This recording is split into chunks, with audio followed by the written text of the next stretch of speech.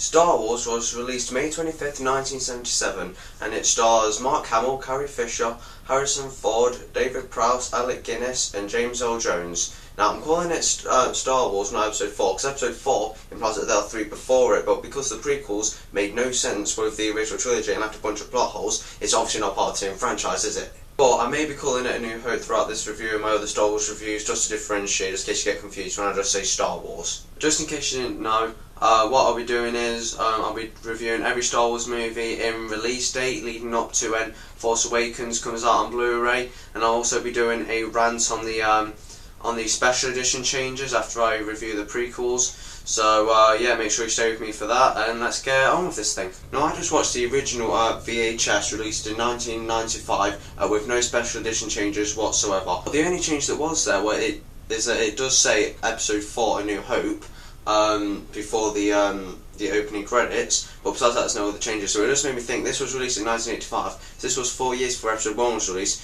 so I just thought, for the people who saw this at the time, they also got pretty excited and thought, okay, they're going to Episode 4, so that means they're going to make 3 before it. Oh my god, the prequels are actually like in production, so I'll be pretty excited if that was me. And also, watching this on VHS, it felt like a completely different experience really, because the last time I watched this on Blu-ray, but there were the special edition changes, but I watched this back on VHS, and I actually preferred it more. It just seemed more like a nostalgic feel, since this is the first time I viewed Star Wars. And it just really gave me a excuse to watch him again, because like I did do a Star Wars marathon for watching Force Awakens, but I just thought I'd watch the VHS so I get a kind of different experience. And I'm actually thinking about getting the prequels on VHS, see if like they'll like improve the experience for me, because for some reason, I don't know why, I just like watching movies on VHS more than I do like DVDs and that, so Now, I was actually introduced to Star Wars through the game Star Wars Episode 3 Revenge of the Sith for the PS2, because there was a bonus level that was between Obi-Wan and Darth Vader, and I remember loving that level, and so I looked up the film on YouTube, because that's like about when like they weren't all illegal in that. So I started watching the film, and I thought, this seems a bit like it was made before Episode 3, so I got very confused. So I used to think that they just called it Episode 4 back in 1997, because George Lucas was so sure that they were going to make 3 prequels, until like I told my granddad about it, and he's like, oh, when I was younger it was just called Star Wars, so that's when the pieces started to come together and that. And he also told me about when it was first released. He was quite young, and he remember being really excited for it, and he was really scared of Darth Vader when he saw it in theatres. He was like hiding behind his dad, and he said that his dad told him that when he first saw Star Wars he knew that it was going to be something special, and like 5 decades later we're still getting Star Wars sequels, and we're getting many more in the future. So, and also at the time when I first viewed Star Wars, I was about 9 years old, so I was in the mentality like whatever new is better. So when I first stumbled upon Star Wars on YouTube, I remember the first Star Wars movie I watched was Episode 3, so I went back to the original Star Wars. I thought, oh, I don't really like this, so I just avoided it really, and I can't really remember what I did. I don't know if I watched the prequels then the original trilogy or not, I can't remember, but I remember watching Star Wars and it immediately became my favourite Star Wars movie. And I don't know why I liked about it at that point, because I know what I like about it now, but I think I just love the simplicity of it really, and it just appeals to me so much, and I was astounded that I loved a movie from the 70s more than a movie from the early 2000s. So I think that's when I went to a charity shop and bought the Star Wars VHSs, and I watched Star Wars, loved it, and I watched Empire Strikes Back, and then that just solidified my love for Star Wars forever. And also, I think before I got all the Star Wars films, I watched a bunch of clips from the movies on YouTube. I remember getting really excited to watching the Return of the Jedi, because I saw a clip where Luke took Darth Vader's helmet off, and that got me really excited for Return of the Jedi. So I thought to myself, oh, this is going to be awesome, this is the closure of the whole Star Wars saga, because at the time I was still kind of confused about like the release dates and all that stuff, but at that point I just went with it. I didn't really care that much. So I watched Return of the Jedi, and I also loved that as well. So that's when the Star Wars trilogy became like a staple in my life. Now, another thing I really love about Star Wars is the story behind the stories. So like George Lucas, he sent the script to a bunch of different film companies like Universal, can't remember any other ones, but then eventually sent it to 20th Century Fox. Most of them didn't want to back the film. Eventually he did do it, but he had a lot of trouble while making it. He had a very small budget, he didn't have a lot of time to make it. He had little studio support, poor weather conditions, costumes weren't working out, the props weren't working out. A lot of the actors said they would mess around unless Alec Guinness was on set. A lot of actors didn't actually know what George Lucas wanted, so they didn't really know what to do really. And a lot of the actors he cast were very unknown. And he also, George Lucas actually became ill because of the stress of making the movie. Even though he was advised to like take it slow, he does like doubled his efforts on the film. So you gotta give him props for that. And eventually it did turn out to be an amazing movie. Also, when I'm talking about this film, I just want you to know that I'm going to be talking about this movie as if like basically like it just came out. Like I'm going to be talking about like what the sequels told us. So if I'm saying something, don't be all like, oh, but the sequels explain this and the prequels explain this, because I'm just going to be talking about this movie like this is the only Star Wars movie. So we open our film with the opening credits, and this has the only special edition change in the whole VHS, and it's where it says Episode 4, A New Hope, instead of like just having nothing. But besides that, there's no other special changes, and that's made me think, oh, that's when this was released in '95, so this before the prequels were even made, so that must have got people really pumped. And it also says in the crawl that rebellions had their first victory over the Empire. Then I watched this, I thought, oh my god, that's what Rogue One's going to be about. So that actually got me pretty excited for Rogue One after reading this crawl. So that was pretty cool. You also get the first shot of the entire movie where you see the small rebel ship being pursued by one of the Imperial starships, and I love this scene so much because it just shows you everything you need to know in just one image, just how insignificant the rebellion are at this stage and how massive the Empire is and the control they had over the rebellion. And also this shot looks amazing. Actually, when I first saw this on the DVD, I knew there had been some special edition changes, so I looked back at the VHS to see if it was a special edition change because it just looked too good, and when I saw that it wasn't, I was just astounded. That scene is amazingly good, especially for 1977. The special effects in this movie are astounding. They were revolutionary for the whole movie industry, and especially because George Lucas didn't have a very big special effects team. He said he only had like a group of like college students who've been working on special effects, but it turned out really, really well. And also, how can I forget John Williams' unforgettable score in this movie? I think that this score might have given George Lucas a bit of hope. Like if they haven't finished the movie, then John Williams said, "Hey George, I've finished like making the music for this movie. Do you want to hear it?" And just imagine like George Lucas's face when he first heard that music, and he knows that that's going to be the theme for his movie.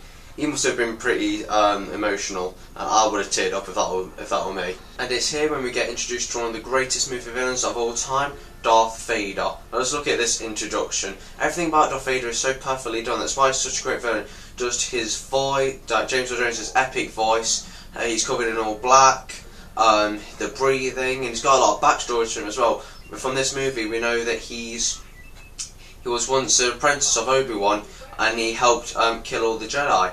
And it also leaves a lot of questions and mysteries surrounding that character, which is just adds to the reason why it's so great. So it's here that we're introduced to C-3PO and R2-D2, and I love their relationship throughout the whole saga. They're actually the only two characters to be in every Star Wars movie to date. And you can see why. Their relationship is so cute and quirky. The banter they have together is amazing, especially because R2-D2 can't speak any English.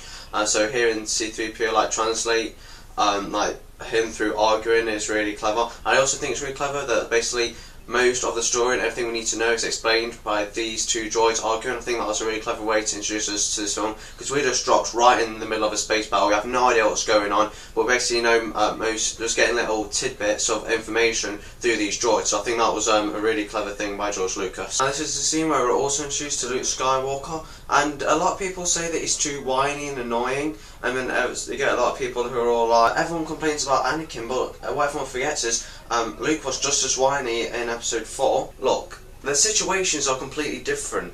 Anakin had a lot going for him. He was being trained, he was in the Republic, he was being trained by Obi-Wan, he was becoming quite a strong Jedi Knight, he had a good thing going. But Luke, all of Luke's friends have gone away to join the rebellion and fight for justice and freedom in the galaxy, and Luke is stuck on a desert farming moisture.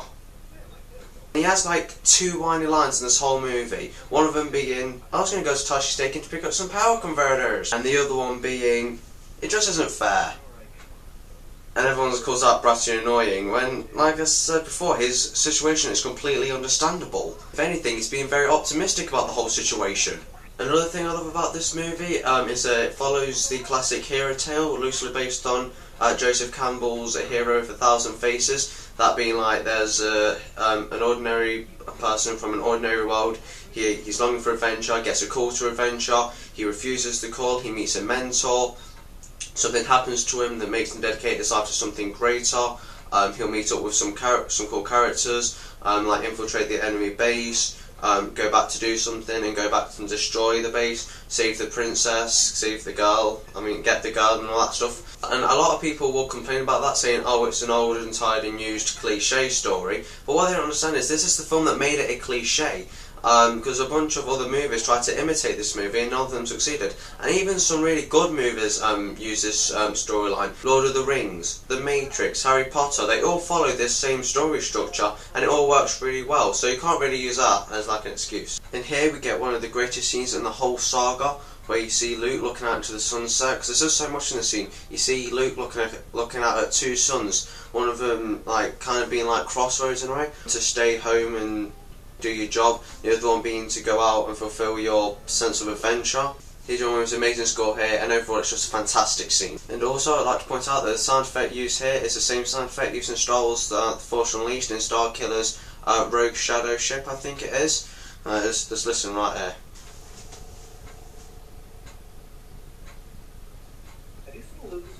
Now I don't know if you got any of that, but still that's just a little tidbit that I noticed, that you never really hear that sound anywhere else, but you use that sound in Star Killer's ship in Force Unleashed, so I thought that was quite a little bit of information for you. And it's here we get introduced to Obi-Wan Kenobi, and I never really got the sound that he made here. I mean, the sound that he makes, Scare the Tusken Raiders, has been changed in every release of Star Wars, but in each one of them I still don't get what he's doing. Is he shouting that? Is he using a device? I mean, what is he doing really? I mean, no one's really ever explained that to me, and I've always just wondered. It's here we get some really well done exposition by Obi-Wan, where he tells Luke about the Force, the Jedi, the adventures he had with his father, and it made me think, I've maybe wished that, like, George Lucas never made the prequels anyway, like let's just pretend for a minute that the prequels were like really good, everyone loved them, but still, it would never fully come to everyone's expectations. When the original trilogy was done, everyone was imagining different things about what happened like in the past. So even if the prequels were like great, it still would kind of ruin it for some people, as it already has. So, and because I know that George Lucas thought about making the prequels before even Return of the Jedi was released, because they mentioned it in an interview, but I just wish they never even thought of doing it. I think they should have just left the trilogy alone forever. Here we get a really powerful scene where you see Luke see the charred remains of his aunt and uncle. Now, here's a little fan theory for you. Right here, you do see the burnt skeletons of his aunt and uncle. It's pretty graphic actually, especially for a children's film. But there are some theories out there that I agree with, that it was actually Boba Fett that killed him, and he was hired. So actually, you do see a deleted scene with Jabba, where you do see Boba Fett in. And in Empire Strikes Back, you see Darth Vader. He says to Boba Fett, "No disintegrations." So that means he knows of his reputation, and he must have done something like that before. So I think it was Boba Fett that killed them, not stormtroopers. But yeah, that's just my theory. Well, it's not my theory, but that's what I think happened. So if you think that, put it in the comments below and tell me. And it's here we see the Jedi mind trick scene, and this scene's just classic. Now we get to Mos Eisley Canteen, and everything here is just classic. The creatures, the music, the dialogue, the stuff that happens. It's great. You see Ben Kenobi, he gets a bit rough, so just whips out his lightsaber and just chops off someone's arm. So that was pretty awesome. The introduction to Han Solo. See Han shoot Greedo in the balls, because, you know, why wouldn't he? I'll get more into that change when I talk about my rants on the Star Wars changes. Also, am I the only person here who thinks it's funny that Han Solo says they'll be in Alderaan in 2 hours, and in less than 2 minutes they're there? Anyway, we should be at Alderaan about 200 hours. Looks like we're coming up on Alderaan. Now, the build-up to the arrival at the Death Star was done really well, in my opinion. Everything they say and do, it just builds up this tension, and just leaves you thinking, wow, some shit's about to go down. I mean, seriously, just watch this. Before he gets there, it's almost in range. That's no moon. It's a space station. It's too big to be a space station. Very bad feeling about this. Turn the ship around. Yeah, I think you're right. Full reverse. Should we lock in the auxiliary power?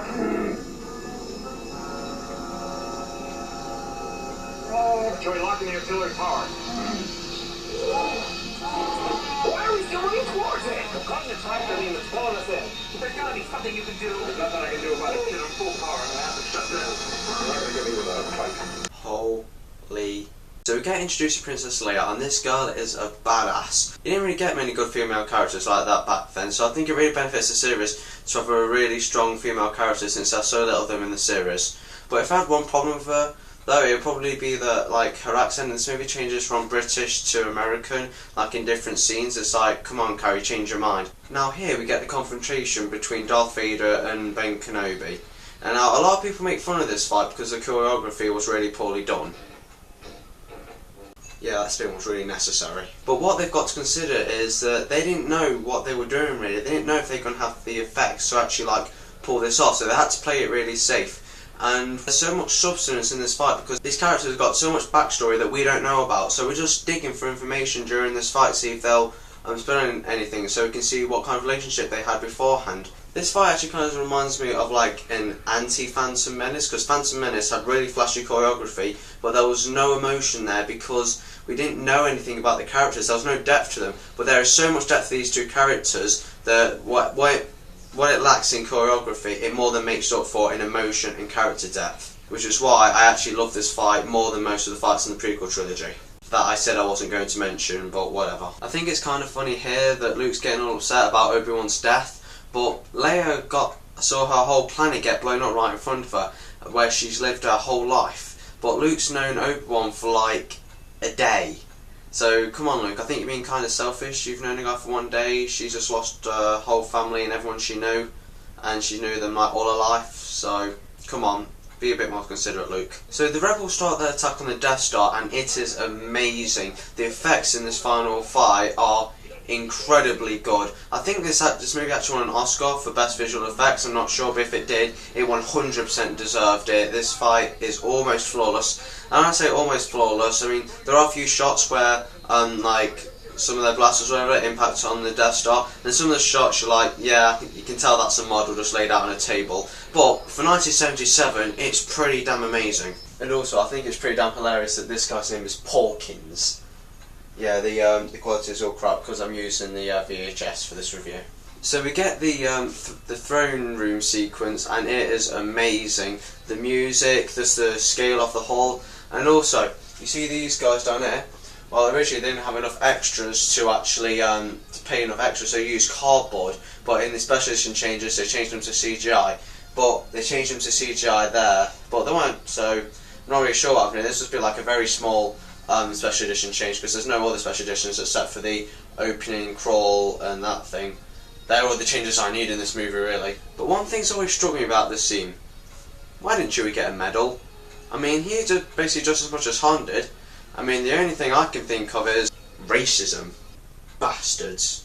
And then our movie's over. So, what do I think about original Star Wars? Well, I think it's amazing. I mean, it did so much for a cinematic movie making. At the time, this movie was the most successful movie of all time, and for good reason. It revolutionised special effects, introduced some iconic characters, some iconic props, some iconic music. Everything just became a cult classic. It's been a massive part of pop culture ever since it came out in the 70s. It still plays a big part in modern culture in 2016, and it probably will do in future generations to come because we've got several more Star Wars movies on the way, and it's all because of this film that came out in the 70s. It references nothing to do with the culture at the time, and it's not based on anything that was happening at the time, so that means it will always be timeless because it's never going to get dated. There's nothing in here that seems dated except for like maybe the camera work and maybe some of the acting's a bit so-so at some places, but other than that, there's nothing that seems dated. You can watch this movie at any period in time and it will never ever feel dated because it's just a long time ago in a galaxy far, far away. It's nothing to do with Earth or anything. It's inspired millions of people around the world to pursue their dreams and do what they want, and this movie is so fast-paced as well. Seriously, this is like a 2-hour film, but it feels like 30 minutes because there is constant conflict and tension, and it just grips the viewer and keeps you on the edge of your seat, which I love about this film. But, like every movie, it's not perfect. I mean, there are a few things I don't like about it. One of it is like the story structure. I mean, there's no subplots really. I mean, it's just mainly about Luke's story, but there's nothing else going on really, if you get what I mean. Like in Empire Strikes Back, we had Luke going off doing his Jedi training, and we had Han and Leia, and the subplot was Han and Leia going through asteroid fields and that, trying to escape the Empire. That was their story, so there's two different stories to follow. In this one, there's only one, so I think it kind of gets a bit, not boring at all, but kind of same old through the movie, but that's not really a big thing for me at all. And yeah, sometimes the acting isn't too great at some points, but like I said before, the actors didn't really know what they were doing, because George Lucas didn't really tell them what they wanted. But further on in the series, they do get much better because they understand their characters more. But other than that, it really is a fantastic movie, and it's not too modest either. It says here, Star Wars is the ultimate in cinematic entertainment. Does it live up to that claim? You bet it does. The Star Wars trilogy are the essential movies to watch. They are what make movies great. This movie became the standard of what a good movie, a good action adventure movie should be. This movie gets a 9.5 out of 10 for me. Like, the main problem for me is that like the story structure seems a bit from A to B. The actors didn't know what they were really doing with their characters too well at some points. But that's really all I have. So that was my review for the original Star Wars, otherwise known as A New Hope. Make sure you like and comment and subscribe. Make sure to check out my next Star Wars reviews, and I will see you next time, guys. So, may the Force be with you.